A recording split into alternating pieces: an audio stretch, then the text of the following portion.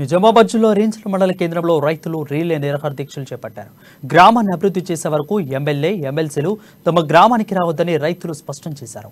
BJP రాష్ట్ర కార్యవర్గ సభ్యులు వడ్డీ మోహన్ రెడ్డి, మండల అధ్యక్షులు సుక్కారాజు రైతులకు మద్దతు తెలిపారు. బోధన ఎమ్మెల్యే షకీల్ అమీర్, అలాగే విధంగా నిజామాబాద్ ఎమ్మెల్సీ కవిత 2015లో వ్యవసాయ భూములకు వెళ్లే దారిని బీట్ రోడ్డుగా మార్చేందుకు శంకుస్థాపన చేశారని, కానీ ఇప్పటి వరకు పూర్తి చేయలేదని ఫైర్ అయ్యారు. వర్షాకాలం కావడంతో రాకపోకలకు తీవ్ర ఇబ్బందులు పడుతున్నామని ఆవేదన వ్యక్తం చేశారు. రోడ్డు నిర్మాణం పూర్తి చేసే వరకు ఎమ్మెల్యేలు, ఎమ్మెల్సీలు తమ గ్రామానికి రావద్దని ఫ్లెక్సీలు కూడా ఏర్పాటు చేశారు.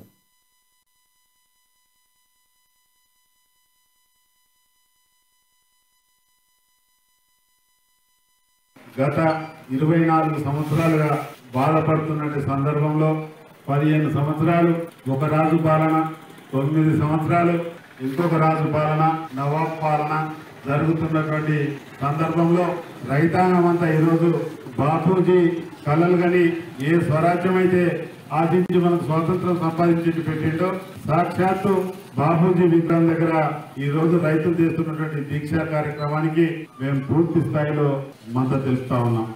రైతులు రోడ్లెక్కేటువంటి పరిస్థితి ఈ ప్రభుత్వం కల్పిస్తుందంటే ఈ ప్రభుత్వానికి రైతాంగం పట్ల ఎంత ఎత్తున చిత్తశుద్ధి ఉందో మనం ఒకసారి అర్థం చేసుకోవాల్సినటువంటి పరిస్థితి.